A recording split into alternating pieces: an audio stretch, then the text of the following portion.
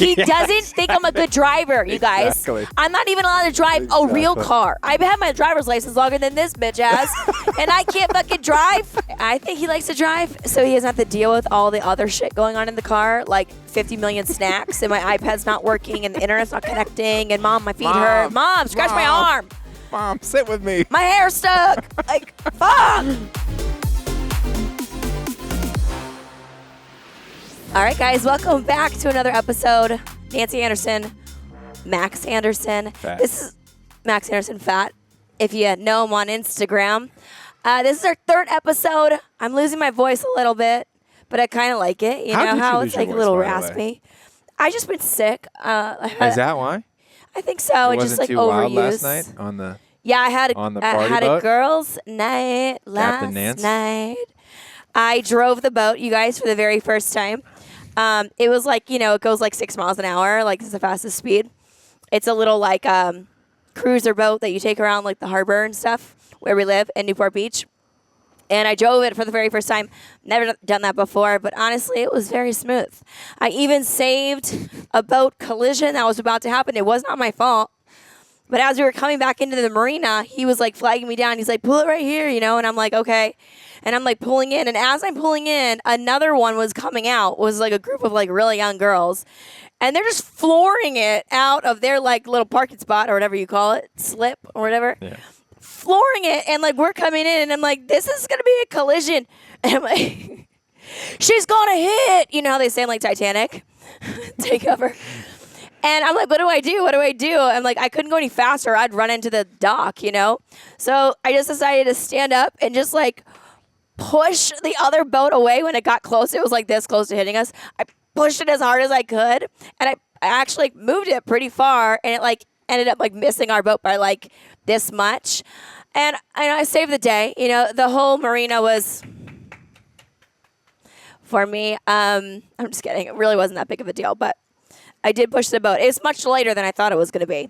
So anyway, welcome back. So we posted our very first episode today. Went live on YouTube. We're going to be everywhere soon. So hang tight. But for now, you can find us on YouTube. And it's been going good. I posted a couple like clips of us, like from our first podcast, getting really good engagement, and people are into it. So, you know, give it to me. Onward we go. Onward we go. Just getting started. That's right. We had a meeting today with Bree, who's behind the cameras, on like how we're going to do things kind of for the next few episodes, or bringing in some really cool topics and stuff. That would be really fun. First segment today, I think we're going to get into is our Wild Wednesday. So yesterday was the Wild Wednesday, and the topic this week was like the craziest ghost, UFO, or craziest coincidence encounters you had. And I thought this is going to be the best one to do live reactions to some crazy stories, because Max doesn't believe in any of that shit. Yeah, I was going to say, I'm a terrible guest. This is like a terrible guest for And I thought it'd be perfect because you'll get my take, which is like, I'm very open-minded. I believe anything can happen. And then you'll get Max's take, which is very logical and facts. We need facts on facts on facts. Yeah, so like, where should I find those, Bree? Are they in my phone? You text them to me. Where shall we start? Okay. How about this? Wild Wednesday in middle school, shortly after my best friend's grandmother passed away, I was at a sleepover at her house, and we were discussing the loss of loved ones. Within minutes, felt very cold and couldn't move. It was frightening at first, but then we were embraced by warmth and love. It was definitely her grandmother saying goodbye. What do you think, Max? I think the temperature may have changed.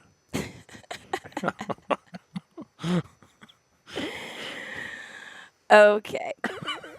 How about this one? This is a little bit better. Okay. We live in a home we built in 2020.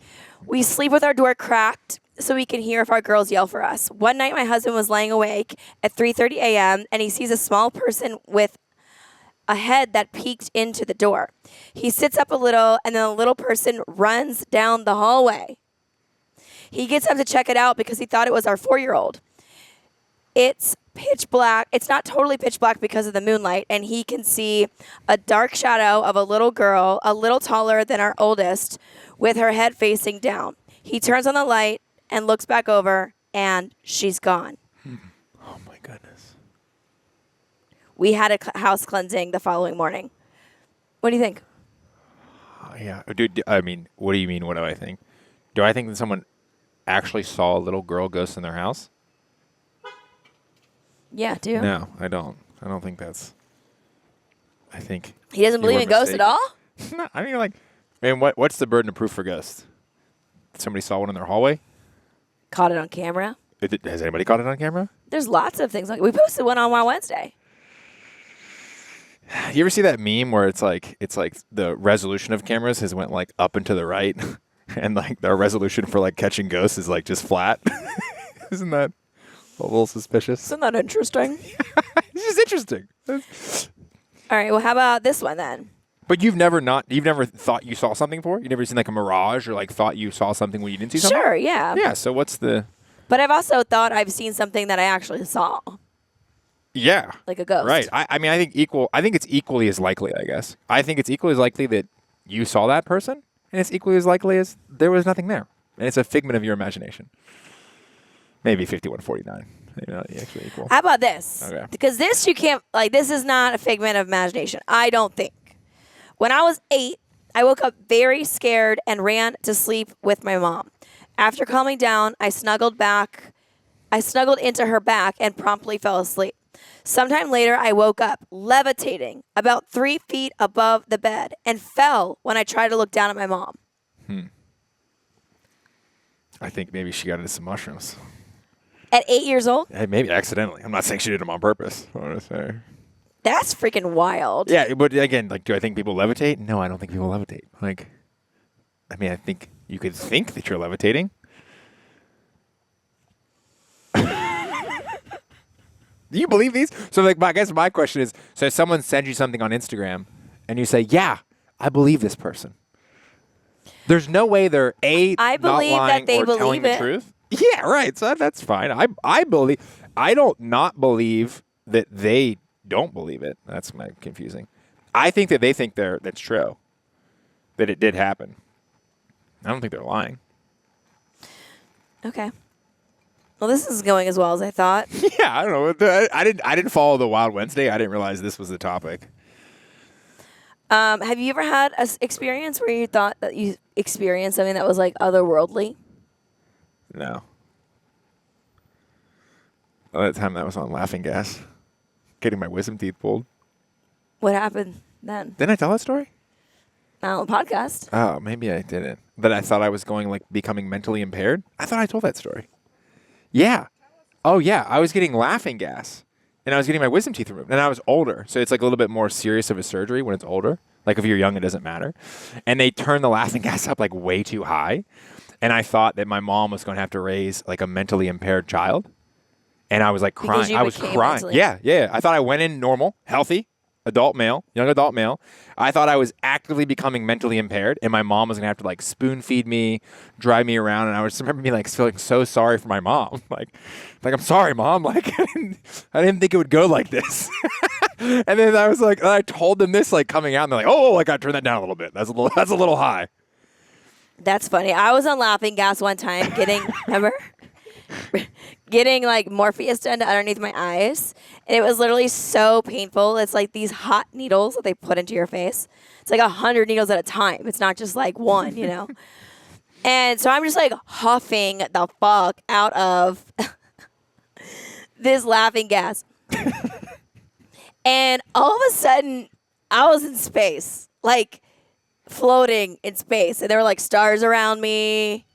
And I was like, just like totally like out of it. I was like off of the planet, gone. And all of a sudden I hear my like girl say, "Are you okay? Nancy, are you okay? You're scaring me." And when I came back, she told me that I was like cracking up laughing, like like deep laughing for like such a long period of time. She was starting to like worry like if I had like too much laughing gas, and she like turned it down, And then I like came back to Earth, and I was like, dude, I was just in space. Like that was so cool. Isn't it weird that when, like, remember I didn't look up the other day, when you have laughing gas, it limits the oxygen to your brain?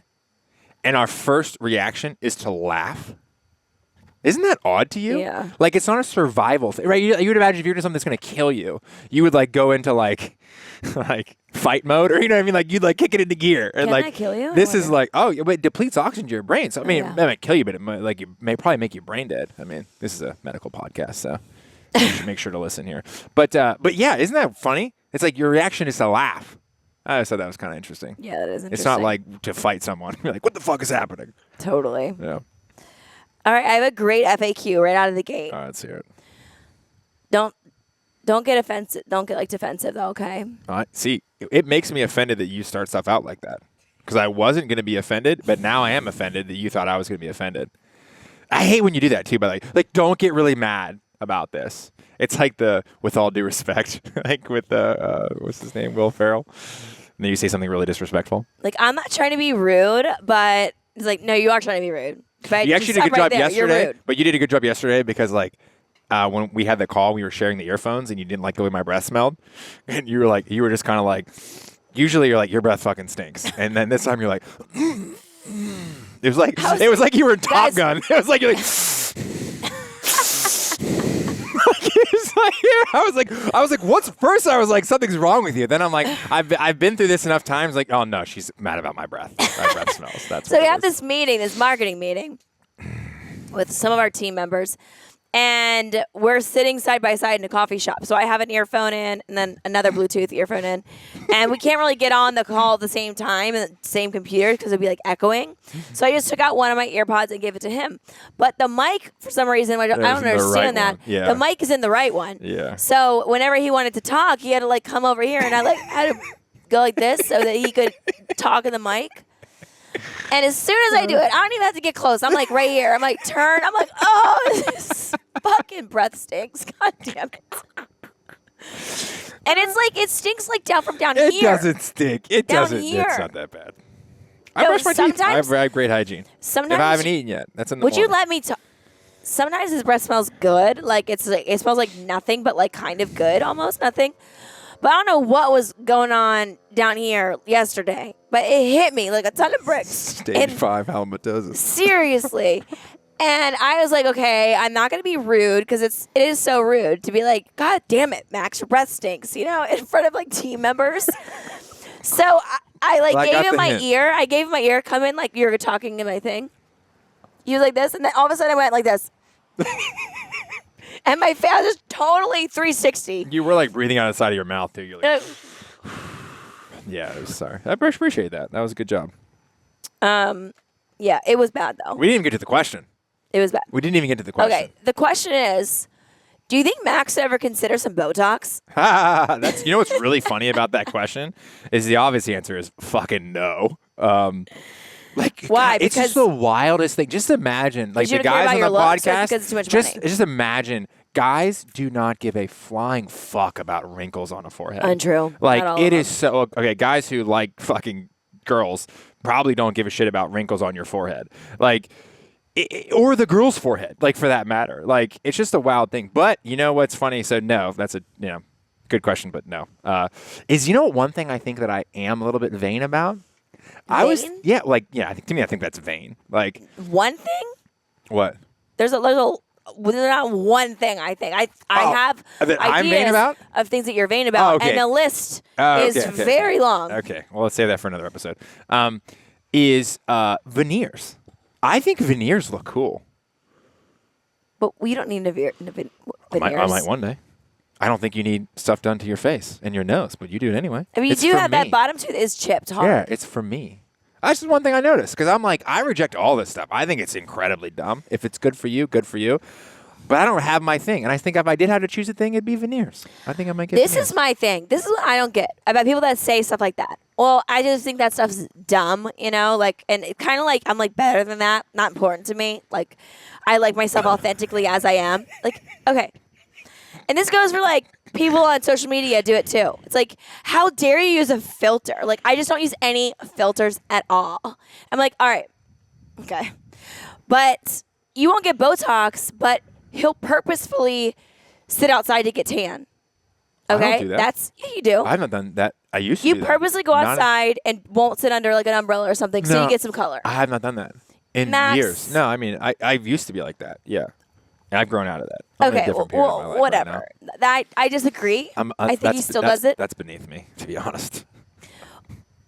Or you'll want your beard trimmed like a certain way. Like if you really didn't give a fuck about looks, you wouldn't do anything. Sure. If you yeah. truly wanted to be authentically you, social media influencers and whoever the fuck Yeah. else, and you don't want to use a filter, then don't use a filter. Well, but then also, why are you wearing makeup? Because when people put makeup on their face every morning, it's basically like putting a filter on your real face and you walk around all day with an altered state of your natural look. But you do it why? Because it makes you feel better about yourself, because you think that you'll photograph better or like whatever. Like yeah. that's your prerogative. So I just feel like the people that are judgmental about other people using filters or getting Botox or whatever the fuck. Yeah. Then why don't, if you want to judge other people for those things, then why are you doing anything at all? Well, Why are you tanning your skin? Why are you spray tanning? Why are you using makeup? Why are you highlighting your hair? Why are you straightening your hair? None of that, All right, those things. seem to have struck a chord here. Well, it's just something I see on social media all the time, and it is really Yeah. hypocritical in my opinion. Like, I don't color my hair ever. Not 1 ounce of the color of my hair is fake. I don't go around saying, oh, my hair is just, in my natural state, I just like love it as it is. So, like, I'm just never gonna like color it. I just don't want to like, it's really chemicals and it's like unhealthy and it's just like portraying this thing that isn't really natural, like a filter or like this or that. It's like, that is the dumbest thing I've ever heard. If you have a problem with people doing things to their body or their pictures or the videos or filters or whatever, then, and you think that you're above that, then why don't you do nothing?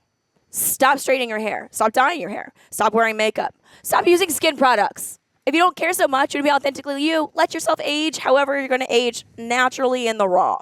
I just find that to be super annoying. And also, why do you care? Why do you care about what other people are doing? I don't give a shit. How you dress, how you look, what you're wearing. Like, yeah. I mean, it's a scale, though, right? I think that people, they take issue with people presenting themselves or people doing stuff because other people think they're cool. Right. I think so. I to me, like the logic behind like, oh, just do nothing is like, well, that's like a non-starter to like have a conversation. But it's the line because like it extends from everything, right? Like there's filter, like just like this. You're just talking about stuff with your worlds. If you look at the male side of this stuff, it's like acting like you have money or steroids or all this other stuff. Yeah. And the thing is like, and just like the thing is steroids because there's a lot of huge guys that work out at the gym that I work out at. It's like that's fine, but like don't claim that you're natural, right? Like, so the thing is, like, do it because you want to do it and you think it's the right thing to do. Be honest about what you're doing. Don't throw a filter on there because you're like, oh gosh, like I'm really like self-conscious about so and so seeing me this way, and that's what I think that we like. I think the conversation needs to move to is like, are you doing this for you? If you are, fucking do it. But if you're doing it for other people, stop. Like, just stop. And to me, that's the better lens because it's not like, oh, because everyone has their thing, right? Like, because I'm like, oh, the only thing I'm vain about is like, oh, this. You're like, no, you have 10, 20 things. But that's my point. Yeah. Is like everyone has their thing. Yeah, everyone of course, has what's important to them. Is it your skin care? Is it your clothes? Is it your body, like fitness wise? Like, is it wrinkles? Like, whatever is your thing. Like, let's just be cool with like letting people have their thing. Yeah. Like, if someone really wants to be tan all the fucking time, like, okay, why would I judge someone for that? Yeah. It's their body, their choice to look however they want to look and do whatever they want with their body. Yeah. The only thing I do definitely agree about is like claiming that something's natural. Like I can't stand like that because you're just lying to people, like the Kardashians or something. I was like, oh, I haven't had any work done. It's like, all right, But they don't sure. say that, do they? No, they do. Oh, Jesus. And I mean that. I can't stand that. I agree can't with. That's ridiculous. Yeah. Like, and that's why I try to be super honest about like the things that I do. You know what I mean? But whatever. That was one. Wow, that's tangent. interesting. Oh, that's good. One tangent. Do you guys think bigger people are lazy? How do you feel about unfit folks? For me, same thing as I just said with like everything else. Like, your body, your choice to do whatever you want. If you want to be a certain size, whether that's big, fit, in the middle, then I think you should do you. Whatever makes you authentically happy to reach your personal goals, whatever they are, They're not going to be the same as my goals. And I think that's fine. And I totally respect that. One thing that I do see around is like people who are obese. There's like this trend of like, obese people can be 100% just as healthy as people who have a healthy body composition. I'm not saying skinny people aren't unhealthy. There are many, many, many skinny people that look skinny but are a mess on the inside, like their gut health, their hormones, their thyroid, their this, their that. But you can't have an amount of fat on your body to an obesity level and say that that is optimal health for your body. Mm-hmm. I don't agree with that, and neither does science if you really look at it. So that's my only thing. But I don't judge people for, shape, size, whatever. I just want you to be happy, and I wish for everyone to be healthy, but some people don't want to be healthy, and that's okay too. I mean, I have family members that I would love nothing more than to see them turn their lives around and have a healthier lifestyle. And I've thrown offers out. I'll pay for this. I'll support you. I'll help you. I'll da-da-da-da. And some people still don't take me up on it, and those people have serious health issues, and it's just not important to them. And who am I to say, well, they're lazy or they're this or they're that because they're not prioritizing their health and they're just popping pills every day and hoping for the best, and they're not actually doing anything to reverse their disease or, course correct or whatever. It's not my life. It's not my choice. Everyone has their own reality, and I want everyone to live how they want to live. If someone wants to live differently and they want my help to do so, I'm your girl. Like, you tell me your goal and I will tell you how to get there, and I will support you the whole way and give you the tools, the experts, the access, whatever you need. But no, I don't judge. What do you think? Well, I mean, you judge a little bit. Like everyone's judgmental to a certain degree, and overweight people would judge skinny people. It's something we do. I think my take on it is, I mean, I think you're right. Everyone's on their own journey, which is what you're trying to say, and you doesn't can't bother help me, people. Though. It doesn't bother me. Yeah, no. I mean, and you can't help someone who doesn't want to help themselves. Right. Like, that's the key, and that's like kind of to my view on it is I don't even think of overweight and lazy in the same. It's more of a mental health thing. Like, I think every negative that we see out in society stems from mental health, whether it's violence, obesity, like scamming people, these are all symptoms of something going wrong at the mindset level. Like, my thing is, I don't meet anyone who is, I don't think I meet people who are overweight or lazy. I just think the people that I meet that are really fit are really hardworking. Like, and I view it as that. And it's, if you have something you look forward to take care of yourself, because it's really, I mean, dude, our bodies are amazing. Like, yeah. I mean, I'm on a health kick, right? I have my demons for sure. Like, I really struggle with this stuff, but right now I'm in a really good spot. But to me, like, mentally is where I'm most focused on. Like, I used to be focused on like how I look and what weights I can move and my times or my lifts. And now I'm like, I told you yesterday, I was like, I texted you when I was at my nightly, I was getting groceries at Helpus, and I was like, being fit's fucking awesome. And you're like, well, like, what are you talking about? I was like, 'cause I just have like a cart full of groceries, and I'm just fucking manhandling this thing. Like, my arm's not tired. Like, I'm shoving Kenzie on his his board, and like, to me, that stuff I think is a point where you kind of reprioritize your goals, and it's a mindset thing. Same with money. Money's and that's like saving money. And it's a mindset thing. Same as nutrition. It's about, if you control what you put in your mouth, you control anything about your life. Yeah. It's nothing to do with laziness. Yeah, I agree with that. I mean, I guess I have if I wish that everyone on the planet could just experience what it's like to live in a body that's at optimal health, or as close as you can get to optimal health. Because I think if more people could experience what that feels like day in and day out, and not just like what you look like, but like how your body's running every day, your energy levels, your mental clarity, like your mindset, I think so many more people will be motivated and disciplined to keep that going. I think it's very difficult when you're feeling sluggish and tired and run down because you are unhealthy or you are sedentary. It is difficult for a lot of people to say, like, okay, like, it's not going to be easy. The first several weeks are actually going to be pretty tough. I have to break habits. I have to try things that I don't like. I have to give up sugar or cut down and this and that. And it's really hard. And that stops a lot of people from getting started because of that resistance. So I would be if I could do like a magic, like whatever, it's just like for 3 days, Yeah. give everyone optimal health and let them experience what it feels like. And I bet you that would change so many people's minds. Because when I tell my clients in our apps and stuff, I'm like, in the beginning of challenges when we're kicking off, it's tough for some people those first 3, 4, 5, 6 days. And I just drill into them that I promise you the grass is greener. You're almost there. Like give it 72 hours and you're going to start turning the corner and you're going to start feeling these benefits that are coming from changing your diet, moving your body, getting 7.5 hours of sleep every night, drinking adequate water intake, having a more positive mindset. And if people can stick with it, which not everyone can, they do. They realize, holy moly, grass is really greener on this side of things, and then we teach them how to keep those habits going. But yeah, I mean, I think discipline comes in, Many forms. yeah, Yeah. and kind of is I don't want to say rare, but like in short supply. People that are super disciplined. Yeah, I mean, people have different disciplines with different things in life. So, I mean, other people are battling demons in all shapes and sizes, right? There's people that are worried about being overweight. There are people that are worried about being too skinny.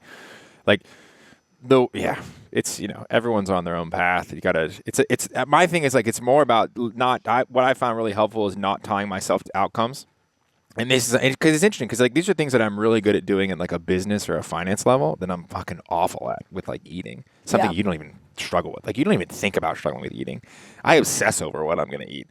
And like you're like, I don't know, who cares? Like whatever. Like and I'm like but adopting that. Fuel. Yeah, like adopting that kind of middle of the road thing where I'm like, hey, I'm not doing this so I can wake up tomorrow and the scale's gonna be a pound lighter. I'm doing this because I want to live forever, or I want to like, be around for my children. Or I have these goals that aren't like, oh, okay, my biceps are 26 and they need to be 30 or whatever it is. Like, let's talk about your legs for a second. He's got the biggest tree trunks you guys have ever seen. Like the circumference of one of his thighs is several inches larger than the circumference of my waist. I mean, you're pretty small though. Yeah, I mean, I'm not like that small. I mean, for a leg, it's like much bigger than my waist. Yeah, he's got some tree trunks. That's for sure. Bigger. Yeah. All right, next question. You ready? Ready. Okay. Tell us something that people care about, but you don't. Oh my God. I have so many. Okay, but what's let's yours? hear a couple. One of the best compliments someone gave me was that I was irreverent. One of my closest buddies, who's brilliant, he always hits me with these vocabulary words like, Max, you're a very irreverent person. Who? You know what that means? Stasek. And I go, no. And he goes, irreverent people, essentially, it's to put up the definition, the real definition, but it's like they take things that people take very seriously, they don't take seriously. Like institutions and these things that we hold in like really high regard as a society, you like outcast them. Like organized religion, just anything at a very large institutional level, higher education. And I was like, that is, yes. I was like, I love that word, so I use it all the time. But I'm that is me to the core. But what are you irreverent about? Or what do you not take seriously?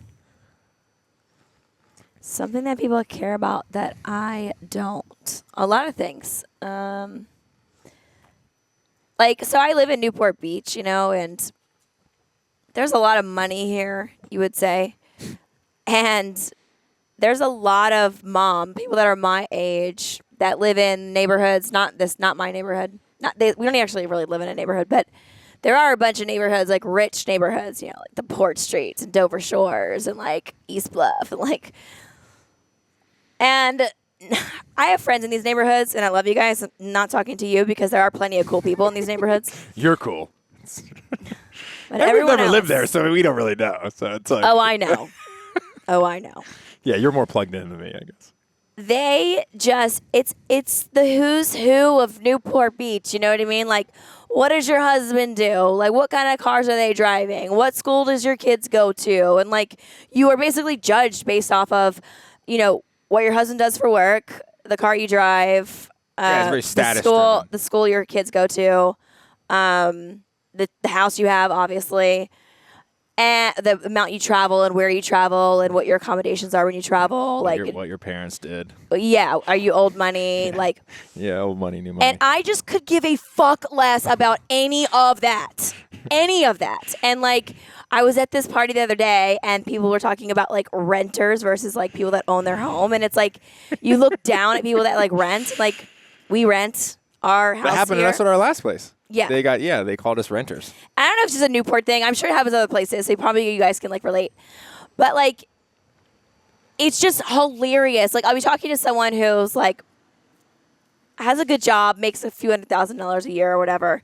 And they just think they're fucking hot shit because they live in the port streets and they've got a $3 million house and then their husband's a fucking whatever, like lawyer, some sort of lawyer or a doctor or something. And,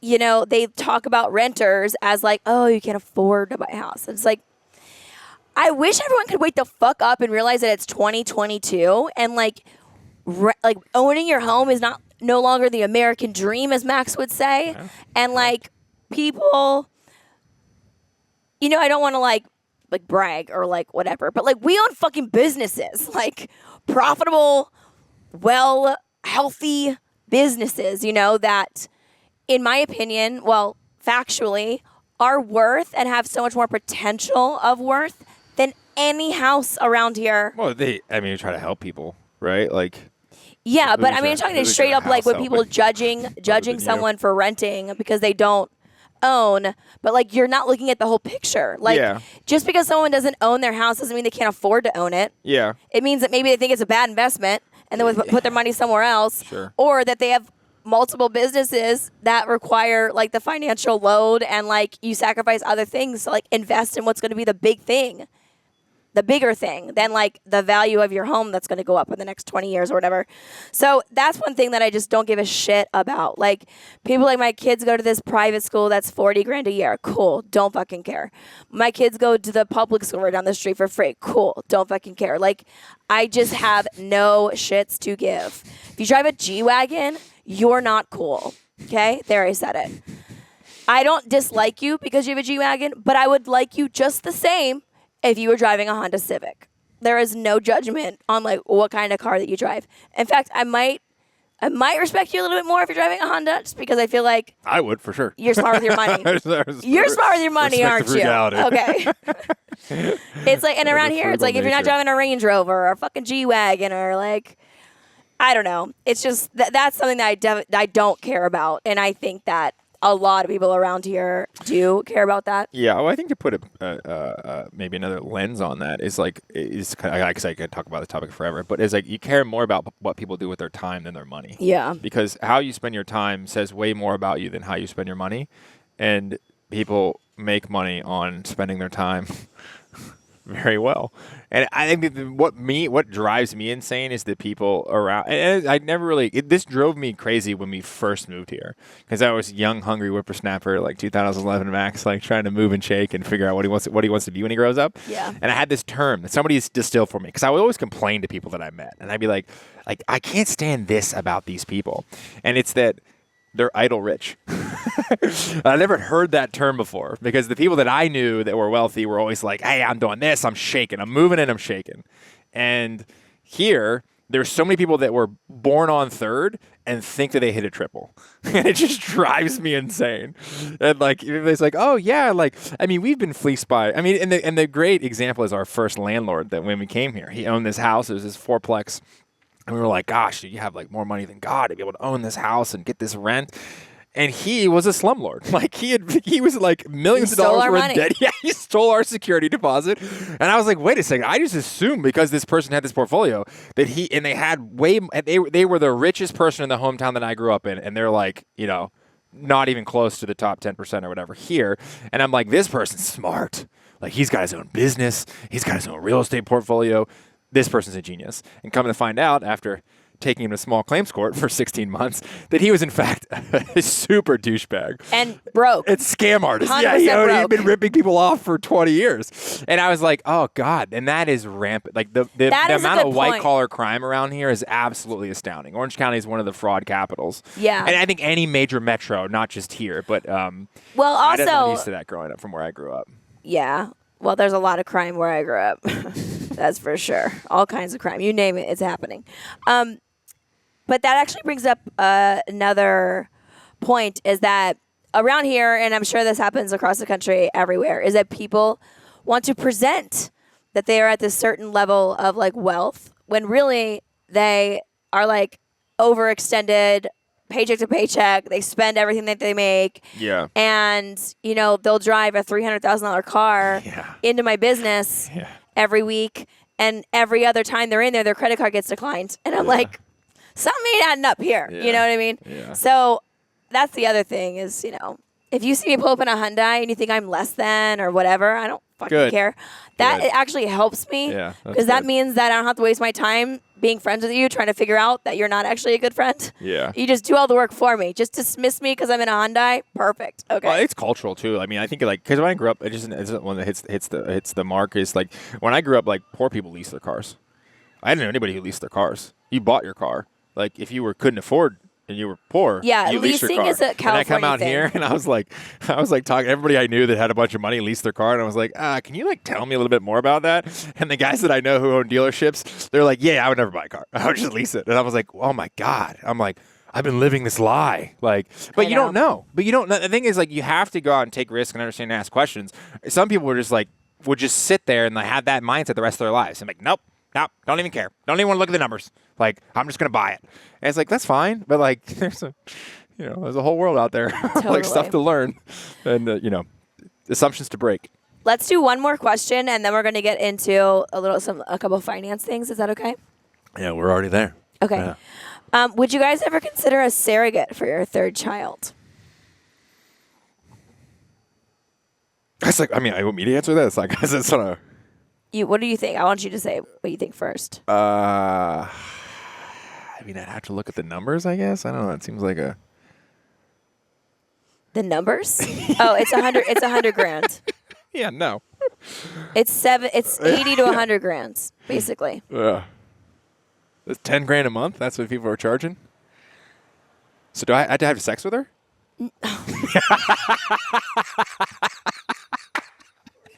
Is that going to make you want to do it more or less? There's no amount of money that I would do that for. Let's just get it out on the table, Max. That's a weird question. I never really thought about I don't think that. it's a weird question. You bring it up all the time. Yeah, I mean, the thing is this. You want me to guys, have the baby. You guys, I mean, yeah. No, I seriously, I wish he could. Because I feel like it's so unfair. Like, it's so hard on the woman. There we go. No, okay. I think knowledge, like ignorance is bliss sometimes, I feel like. I know too much about pre-pregnancy, pregnancy, and post-pregnancy lifestyle, health, fitness, and nutrition, and how that impacts your baby's development, not only in utero, but for the rest of its life.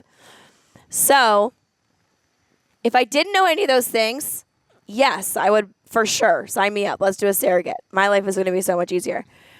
Knowing all those things, very, very slim chance that I would do a surrogate unless it was medically necessary. You know what I mean? Doing it just to do it because I don't want to have to go through another pregnancy. I can only think of one person who I would let carry my baby. Because I know how healthy she is and how she carries and how she delivers and how she works out. And I would trust her with that. And that is David's wife, McKenna, at Chalk. But she's pregnant right now. So that's not going to work out because it's going to be too long for me to wait. So looks like it's going to be me. Would you have to wait? Answer I guess your the whole bust. thing is wild that we can like engineer these things now. Because I guess if you wanted to, you could just get the eggs frozen Yeah. and have a baby at 50 with 30, however old your eggs, 37. 37, with a 20-year-old surrogate. Yeah, you could. That's wild. But then IVF, I mean, that whole like embryo thing, I think that would be even. I don't guess know. maybe you have to do that anyway in store. I don't really That's know. I wild. haven't Yeah, the whole looked. I thing's haven't kinda looked into it. crazy. But sure, I would consider it if it's the right person. But I am freaking kind of not crazy. I'm extremely disciplined going into a pregnancy and during that pregnancy. like extremely. Like people think the only time I think I probably eat like you think I eat is right before and during a pregnancy. I don't want to say psycho about it, but man, That's to put it kindly. Yeah.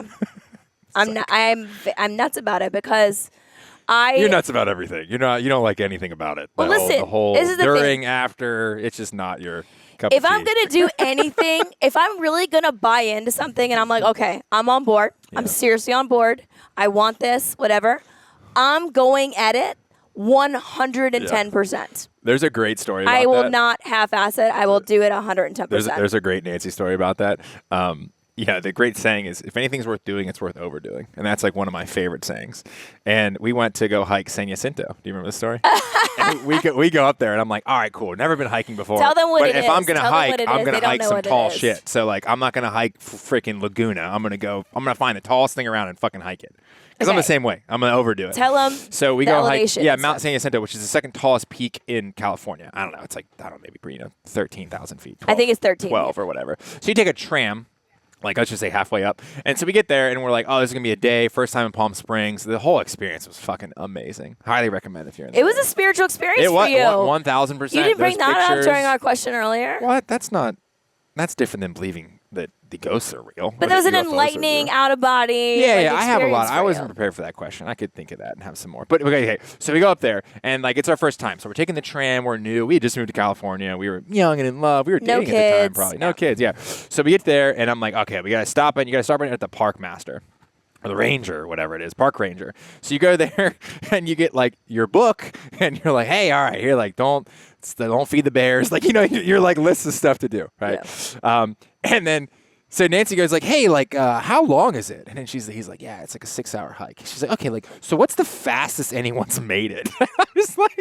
I'm like, why are you asking that? It's like a weird question. So like she's like grilling him for like what's the record that I need to beat to like get on the leaderboard here. And I'm just like, A, not in as good a shape as you, and B, I'm like, we're just fucking here to relax, dude. Like we're not trying to set any records. Relax, like that. what's that? Yeah. I was like, and you're like I'm just like dying in the back towards the top. It's like I was like running. yeah, you were like going so fast. I remember like toenail fell off. Like that's an intense. It was a serious workout. Like I was like, I'm here. We're hiking this shit. I'm Yeah. going ham. but Let's fucking go. That's how you are. That's how you are. That is how I am. And the Yeah. thing is once the switch flips, and I feel like Yeah, athletes and stuff, like people, that doesn't have to be a real athlete, yeah, but like motivated. type A. anyone with a very type A, Yeah. like disciplined, it's like, you know what I mean when I say when the switch flips, Yeah. all bets are off. Either I'm going to win this shit or I'm going to fucking die on the way to the finish line. Or we could just relax and have a good time. Fuck that. There's I'm going for the that's gold. That's not an option. I know, It's that's a funny just my story the way your personality. voice is, because it's so funny people's inner voices, and you can really like hear them and see them come out when you spend a lot of time with somebody. Like I should have brought this up in the intro when you were talking about the boat. Is it like so? I didn't know they were going. I have no idea what they're doing. Like most of the trip, I know like the day of the month or like the thing. I'm like, oh, like I thought they were going to dinner last night. I had to watch the kids, which I have a great time doing. And like, yeah, we're going on a boat, and I was like, oh, that's not going to be fun for like the person driving. Like they want to relax. No, you didn't say that. I said that. I said, no. I said, word for no, word, I said no, that. no. I And said, then- we're going on a boat, and I'm the captain. I'm driving. Yeah, And he then said, oh, that's not going to be good. I was like, that's not going to be fun. fun for you. Like because I'm the captain. You never said for you. No, You but left that's- for you out. But I was literally talking about you. It wasn't going to ruin anybody else's time that you're the captain. But like I was like, what I was saying was like, hey, I was like basically saying like, oh, that's a bummer. I thought you guys were like, going to like relax and you got to captain the boat and like worry about this and that. I'm the captain. I understand it's not the most stress-free position. So we say that and then we kind of like move on. And then like I get a text message from you before we go on the boat. And she's like, I know you don't believe in me, but I can captain this boat. and like I'm gonna prove you wrong. And I'm like, what the fuck are you talking? Like no one didn't believe in you that you couldn't ride a 5-mile-an-hour Duffy around the thing. But like what you hear Can is like, can I fucking talk? it's really funny. But like what you hear is like, oh, I can't do it. Like I'm gonna do it. Like yeah, of course you can The do it. way, Like, the thing is you guys hear his tone and see his facial expressions and shit. It's like, they're not easy to always decipher, okay? I said, oh, we're going on a boat, we're taking a Duffy boat, and yeah, I'm going to be driving. And I kind of was like, I'm going to be driving because it's like my first time doing it. And he's like, oh, that's not going to be good. That's going to be no fun. That's That's literally what he said. What I said. So I took that What I as said. that's not going to be fun because you've never done this before. You're not good at it. Okay. Oh, He doesn't think I'm a good driver, you guys. Exactly. I'm not even allowed to drive a real Exactly. car. I've had my driver's license longer than this bitch has, and I can't fucking drive. He's always the one that has to drive. I got a good track record. I'm Yeah. undefeated. So he thinks I'm not capable of like driving I to think the level you're very that. capable. Who's a better driver, me or you? Listen. Just be honest. Here's me, but here's what you have to understand. I can See. think I'm a better driver than you, and you can also be a great driver. You're a great driver. I'm just at this one thing. I'm just really good at it. And it's my job. It's my role. I'm good at it. This is the position I'm playing. Let me in, coach. Okay? Okay, I think he likes to drive, so he doesn't have to deal with all the other shit going on in the car, like 50 million snacks, and my iPad's not working, and the internet's not connecting, and Mom, my feet hurt. Mom, scratch my arm. Mom, sit with me. My hair's stuck. Like, fuck. Like, that's why he wants to drive, I think. Yeah. But yeah, I know he thinks I'm not a good driver. So when I said I was driving the boat, Jesus. you don't think I'm a This good is just driver. You wild. think you're a better driver Your than me. internal voice needs you to work on it. It's okay. I You gotta let work you on it. tell your side, okay? Yeah. So he doesn't think I'm a good driver. So I said I was driving the boat. He said that's not going to be any fun. That's not going to be good.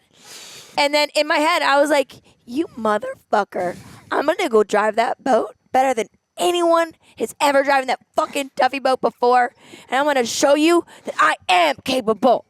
It was wild. So I went out there. Perfect. Wild. Barely even need to look at the map. Yeah. Killed it. Killed it. Yeah. I even saved 4 other lives on the way. Oh, that's good for you. All right, let's talk about finance. Oh, jeez. I'm kind of tired. I'm ready for a nap anyway. All right, advice for people. Advice for people wanting to get into real estate investments. Yeah, that's an easy one. Go become a broker Why? or an Explain. agent. Yeah. So when I was in, so I transitioned to real estate. So my dad dabbled in real estate, has it built some at the house in a little commercial and was in it in the residential side. And my grandparents we don't have much of like legacy. I'm not like a trust fund kid. But I was around it growing up, and I really peaked onto me when I was in grad school, and the switch flip for me about real estate investments is a great way to build wealth, because I've never been interested in making money, like never been interested in like, because people are like, oh, the goal is like, I had friends who are like, yeah, the goal is like 6 figures before 30, and I'm like, that is just a dumb goal. Like that's what you want to do, fine, but like I'm just like, would rather build wealth over time than do that. And I discovered real estate brokerage, and that when I was getting my MBA, and everybody wants to become a developer, and a developer is a great way to make a small fortune if you start with a large one, and you can put deals together. But the whole thing is about real estate investing is access to deals. It's never about who has the cheapest capital, best construction crew, tightest management team. If you have access to deals, you're worth your weight in gold. And the people that have access to those deals are agents. And the thought of like where my fees on deals pay the bills and the promotes or structuring these real estate investments create wealth over time is it's probably the easiest way to create wealth in the United States. It takes a long time, but it's a clear, and these guys are making, at the time they're making, $250,000, $400,000, and they're cold calling. Like they're literally dialing a phone. I remember we talked about this when I was like, these guys it's 2018, 2019. They're creating these 6-figure businesses by literally picking up the phone, dialing someone they don't know, and Starting a conversation with them. And I'm like, I know I can do that better than anyone. And I know, kind of to your like, think about making it up the hill. Like I can dial until my fingers bleed. Like that's never anything I've been worried about. And that's the secret. The secret is that you have to have access to deals. Everyone else is useless. Just the same thing, you're talking to an agent and they're like, oh yeah, I got this thing on. No, they don't. They don't. They're trying to sell you. Like, in the off chance they might do have one, but that's, the 1% of the time. Yeah, brokerage. That's an easy one. Okay. Question. If we decide to sell our investment property, since the rent we get is less than the HOA we pay out of pocket plus mortgage we pay. So basically, Wait, hold on. Yeah. since the rent we get is lesser than Oh, than what it costs? yeah. So basically, with the HOA plus mortgage, the rent that they're getting is less than it costs them every month. So they're in the hole every month. Yeah. If they decide to sell our investment property, what's the best way to reinvest that money they make off the sale? An Airbnb property in a cheaper location city, reinvest in the stock market, or something else. It's tough to. So if you so at 1031 exchange is when you can reinvest the proceeds, debt plus equity, on a. It's not just for real estate. They actually wrote the law for boats, I believe, but it applies to real estate. You can reinvest those proceeds tax free, and that's why people enroll assets from real estate deals into other real estate deals. It's equal and like kind. So just a way of thinking of it as an investment property to another investment property. You could buy a fucking hotel or a single family home, doesn't matter. If you went to the market, that would be you wouldn't be able to do that, so you'd pay taxes on that gain. But yeah, I mean, I guess I don't know why you would. The better question would be like, why do you own something where it's not an investment if you're paying to own it? That's more like a liability. So I would roll that into anything where, I mean, really anything you could buy that is a rental something where the income is more than the expenses. Okay. Yeah. What do you think about Airbnb though? It's a little bit like the fees and stuff are kind of a lot. Yeah, it's dumb. I don't think the thing is, real estate, people think real estate because it's a passive investment, and a great saying that anyone who thinks real estate is a passive investment has never owned real estate because it requires a lot of active management. The only thing that doesn't require management really would be like a triple net lease, and you see a lot of those deals where it's like, especially land leases where you don't even own the building, they just pay you ground rent. But it requires a lot of work. So the Airbnb stuff it's hot because you can get in at a really low price point, but you just get eaten alive with fees, not just booking fees. So you have to continuously churn that, and then your shit it's like a hotel, right? So the hotel, what's to knock about owning hotels? They require a lot of CapEx, capital investment.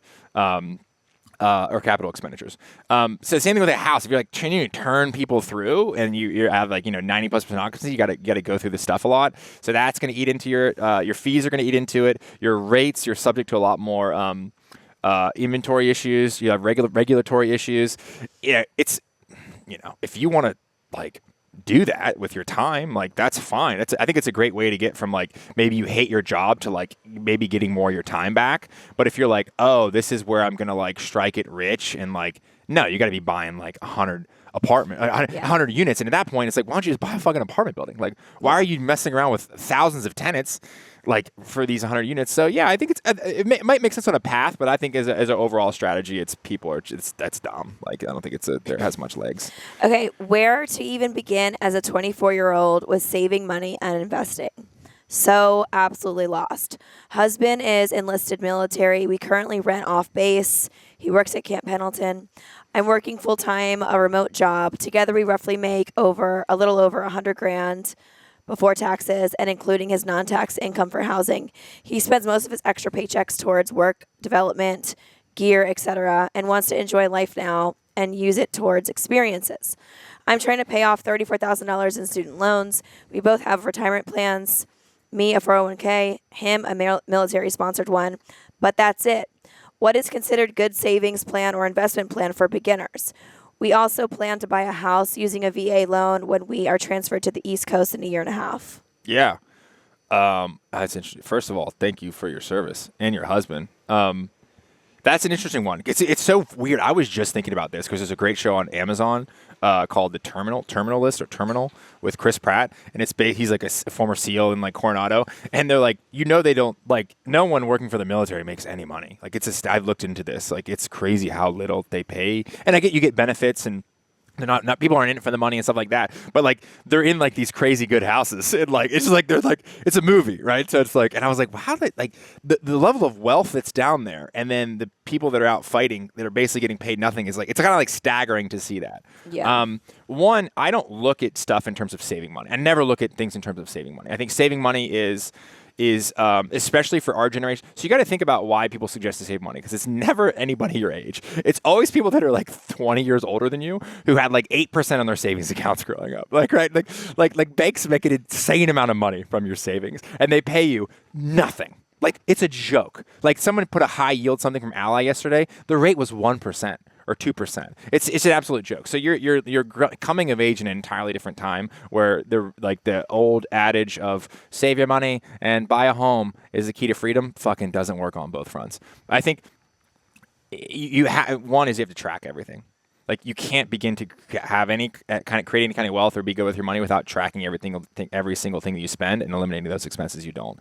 But I think a look at the other way is like, you need to develop a skill. It's important to develop skills that people will pay you to do, and that's the first thing that's going to give you your time back to then be like, okay, once I have my time back, then I can decide how I want to spend my time and my life and where I want to live. I mean, California, I don't know why so many people live out here. To me, it's always been kind of weird. And we moved, so it's like, and then we came back, which I think is very unusual. But changing location is an easy one. Moving to a lower cost state is an easy one. You can do so many things online now. But I view it more like a skill based. You always look at, hey, what can I do and build that will allow me to have more purchasing power, both in the marketplace or in the job market. Is always time, I think, better spent than saving. Because when you go through saving, you're going to list out my expenses, and then I'm going to eliminate the ones I don't need, and then I'm done. And then everyone has to do that. If I would challenge people that are kind of having these questions, to not think about my retirement accounts, because you're not going to open those until you're 70, and even then you're going to start paying taxes on those. So it's like, what skills can I develop now that I can further monetize, and then grant me more freedom to do more things? Cool. I fell asleep. You wanted to talk about. You said you wanted to talk about this. There, but yeah, crickets. I'm sure you guys got it. Okay.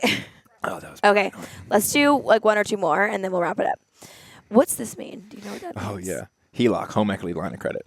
Okay. Yeah. Shows you how much I know. I'm just good at making money. I'm not good at anything else with money. Just making it and spending it. You're good at making it and spending it. Yeah. Okay, my husband and I took out a HELOC. Yeah, a home equity line of credit, which Okay. is basically means is if this house is worth $1 million, you can take out a home equity line of credit. Say, hey, I'm going to put a lien against your house, and I'm going to give you money. It's like a line of credit. Okay. So I'm going to give you $100,000 or $100,000, and I'm going to charge you for. It's like a credit card just against your house. Okay.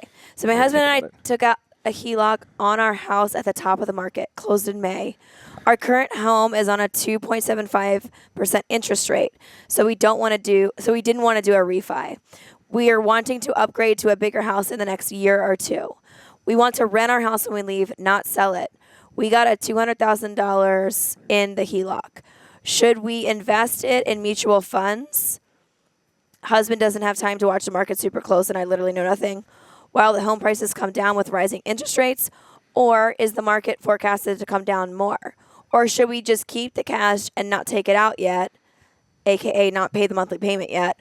We have 3.9 interest for the first 6 months, and then prime plus 1 after. I'm a little terrified about the interest on it. Yeah, man, that's not a specific enough question. So you have a home equity line. It's leverage. So I think most people. What should they do with that $200,000? Is what she's asking. Yeah, I mean, I guess you would ask that before you took it out. So I guess you would. I mean, anything. So the short answer is anything that generates a better return than your interest rate. Like that's so. People that understand the financial system understand it's kind of like this. Not a Ponzi scheme, but it's like you're always searching for someone to get a better return or find a lower rate. And, what the banks do, they borrow money from the government, they pay the government back, the banks lend it out to you, and you lend it out to somebody else, and everyone's making a spread or a markup along the way. And you can choose different investments based off your own personal risk and return profile. Let's just look at the stock market, which is volatile, always does really well, highly liquid, and then real estate always does well. Again, on long horizons, right? Not just the short term, less volatile, smaller gains over time, and you have different tax breaks along that come with that. So it's kind of a tough, it's like, there's no way. It's like, what's your risk profile? Like, you have to know someone's risk profile to be able to make anyone who makes category. And this is what I hate about talking about finance. You were talking about this beforehand. It's like, just make some general recommendations. And it's like, it's not like nutrition where it's like, hey, don't eat so much. Like, it's like, no, what can you stomach? Right? Can you put this money away? Are you 20 years old? You can put this money for 60 years and you don't give a shit what happens to it. And was it really high risk? Or are you later in your life? Or you just, like for us, it's like, ours is like, we don't want to be, we risk our stuff, our every day we're risking our shit. Like, so when we invest in stuff, we want to be pretty safe because we already bet it all in on ourselves every day. Yeah. Whereas like most people wouldn't think that. They're like, oh, I got all my money in the house and I want to put it back to work. There's no, I mean, can't help that. So like, I think she's also asking, should they just save the $200K to put on a down payment on that next house? No, yeah, if you want. To me, housing's not an investment. So like that now you would be asking, like, an investment is something that pays you to own it. So if you want to save for a down payment on something that's going to be a bigger mortgage or a smaller mortgage for you, that makes no sense. Bigger mortgage, she's saying. Well, yeah, I mean, it does it. To me, the worst place you can put it, if your options are real estate, housing, or my own personal residence, I would never choose your personal residence. Because you think, so if you're getting 3% on your money, or 3% interest, anything above 3% is a good deal. So if you can get something, if you can buy an apartment that gives you 5%, or you think you can get 5% of dividends, or whatever it is, it's better. And that's how people, like, people make money managing other people's money, not their own. So totally. Okay, last question. We have no debt. Our house, cars, student debt, etc., is all paid off. When we bought our house, it was $155,000 for 2,800 square foot. The market was the lowest ever, and we jumped at the right time. It's now worth $280,000. We love the land, and we'd love land and a quieter place. Would it be worth it to sell it and get a larger profit? But would it be worth it to sell it now, get a larger profit, but in turn have to spend more on another property since everything is so expensive right now? Or should we wait it out? Yeah, this is a common misconception that a lot of people think that they think they can, you're always buying and selling into the same market, essentially. So if you're going to sell high, you're also going to buy high. And if you're going to sell low, you're also going to buy low. So the question ultimately comes down to capital allocation. It's, if you have, so that's a great deal, right? So my anyone who owns the real estate without debt on it, and I'm just like, why would you ever do that, right? The bank for 12 years, for all of our adult lives, if you're He's saying it with love. Yeah. No. I'm just saying, but no, I'm saying it with like, explain to me why that would make sense, right? Because I can lay out 20 points and like they would all come back to the same thing, that if you can borrow money at one rate and reinvest it at a higher rate, that is the recipe for building wealth over time, right? Whether it's your own cash flow or whether you're charging on margin, which I would not advise against unless you're really, really, really smart or good at what you do or like taking a lot of risk. But yeah, so if you so basically, the interest rates since we've been adults have been next to zero. So money's been free forever, right? Our generation doesn't have much money. We don't have homes. We're swapping around from jobs. We're traveling. We're doing all this stuff. So you got to get off that at a certain point and be like, okay, I got to get in the game and put my money to work at a small level and grow up from there. But the real estate's the easiest way to do it because you would borrow 70% or shit, you can put 95% if it's your primary residence for an FHA loan. Maybe that wouldn't work for refi, but and put that money to use because it's not doing anything inside of your home. It's saving. You think it is because it's saving you a rent payment, but the point is that money is probably going to do more anywhere else. Throw it in the market and leave it there for 60 years. It's going to compound and do so much better than your real estate will, probably. It's going to be risky, but if you need the money, it's different. If you like cash flow, right, buy apartments or hotels or net lease deals or whatever it is, short-term Airbnbs, it's all money in, money out. The great thing is, it's like nutrition. The calories got to come from somewhere. Like they don't just appear out of nowhere, right? So it's the thing with money, right? It doesn't appear from nowhere. And that's the thing you got to think about is like, okay, I'm going to borrow it here. What am I going to do with it? If I have no idea what I'm going to do with it, I'm not going to keep growing my portfolio, fine, just live rent-free on your own house. That's fine. But if people are looking to build wealth, you got to understand how the game works. And that's how it works. Especially real estate. It's get rich slow. It's get rich slow business. Yeah. So can you just end on just giving like a couple just like tips that anyone could basically apply to their financial situation? Like, what is it? Should have prepared for that. Track everything you spend. You have to track every single thing. It's like all equated to nutrition, right?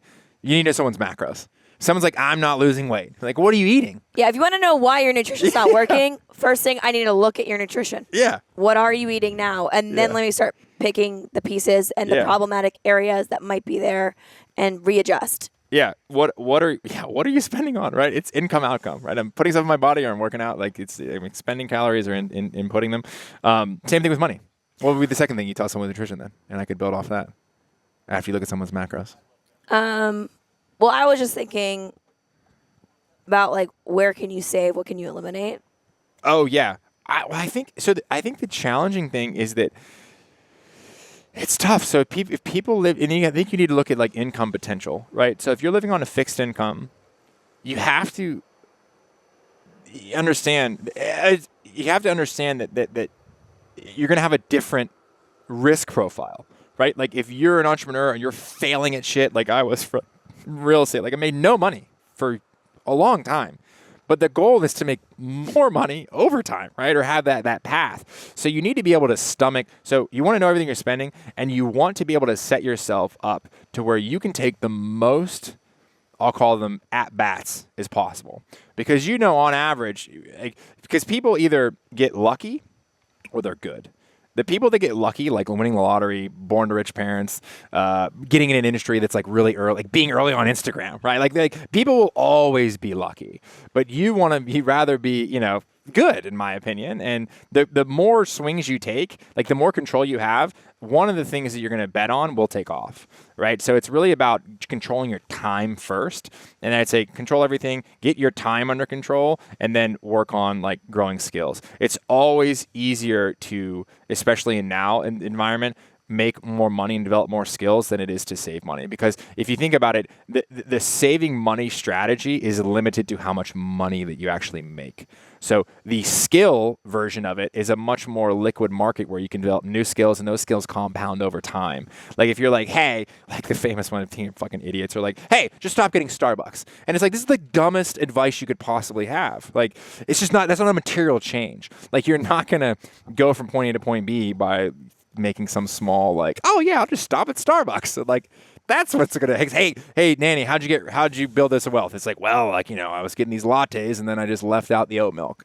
It's like, just think about what you're saying. Yeah, that's true. I think some people, their mind is, they have to start somewhere. And I think sometimes having a less nice car or cutting out dining out actually can help create some wiggle room. Budget. Yeah, you got to budget. You got to know your... But, my advice as not a financial person, but as an entrepreneur that built a business is like, there's like such a cliche saying, but it's like work when no one's watching or like whatever. It's like, I used to work all day long, 10, 12, sometimes 14-hour work days. And I would come home before I would go to bed or whatever. I'm like on my phone, writing programs, thinking ideas, like checking out like people that were doing really well, doing what I wanted to do and like seeing what they were doing, like, and just like putting in extra time. Like every second I could, I was working on what I wanted to do. Like my day job, it was all day long. And every second I wasn't at my day job or taking care of my kids when I had kids, I was working on that next thing. Mm-hmm. Like, started that side hustle, very small, couple clients, and then optimize it, strategize it, build it bigger, like learn new things, social media, this, whatever. And it's like bite. It's like, how do you eat an elephant? Mm-hmm.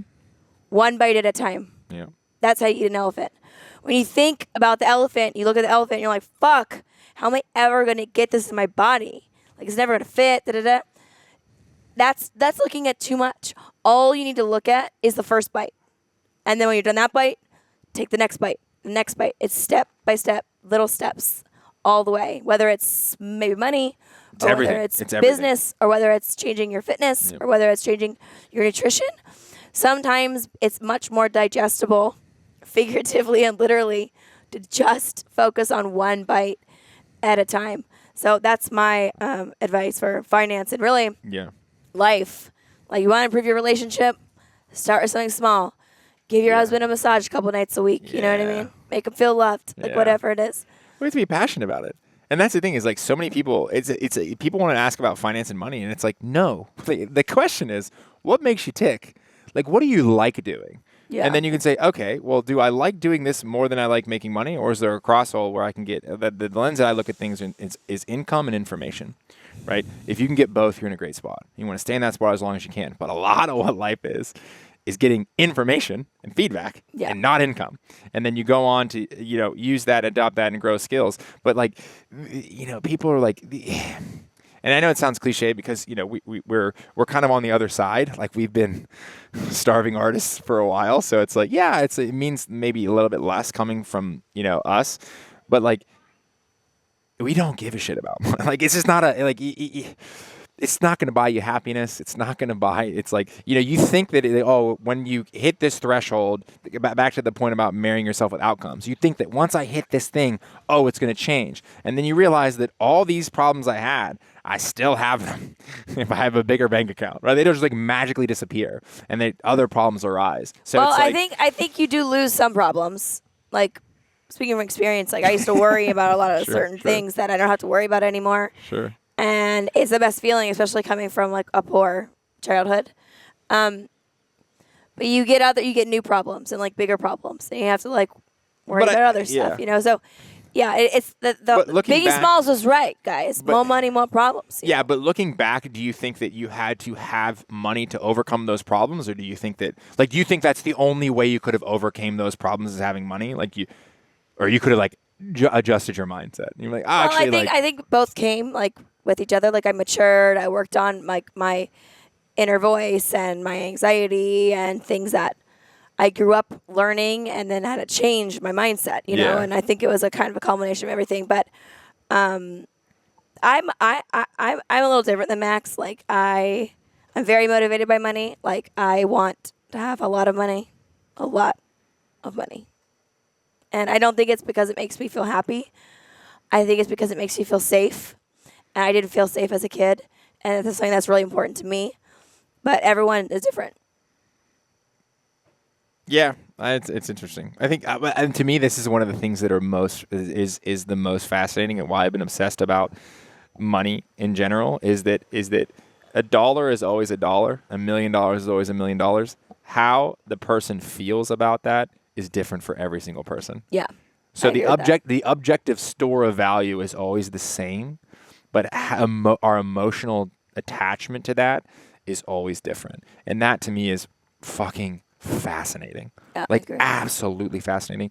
And then the way that people can get scammed, especially with America, being, a capitalist country, it's like we're like it on steroids. And there's a lot of good of that and there's a lot of bad of that. And it kind of plays out and we're forced to like reassess and I just think it's really, really fascinating. So yeah. Good sesh. Do what makes you happy, right? Thanks for joining me. Thanks for on our having podcast. You're welcome.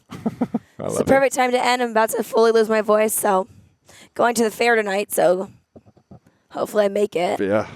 I need you there. We're going to leave later. Oh, that's funny. Come? I was actually not going to come. We're going to leave at 4. Okay, yeah. Can you join us? I need some me time. Okay, yeah. never mind. No, I'll go. Okay. I've been tearing That's another thing to talk about next time. I feel really guilty if I didn't come. Don't Maybe feel guilty. Yeah, no, but I want to come. About parental guilt. We'll add it to the list, here's the thing, guys. parental guilt is I feel like I want to be present all the time. Yeah. Not FOMO as much, because I don't like fear of missing out. Because I love being by myself. I have FOMO. I with don't the have kids. fear of missing out, but I just want to be there. Like I just enjoy spending time with them. Yeah. Maybe it is FOMO. I don't know. It is FOMO It's because like they're I'm like, making I wasn't memories, and I don't want to miss them making the memories, and I want to be a part of the experience that they're having.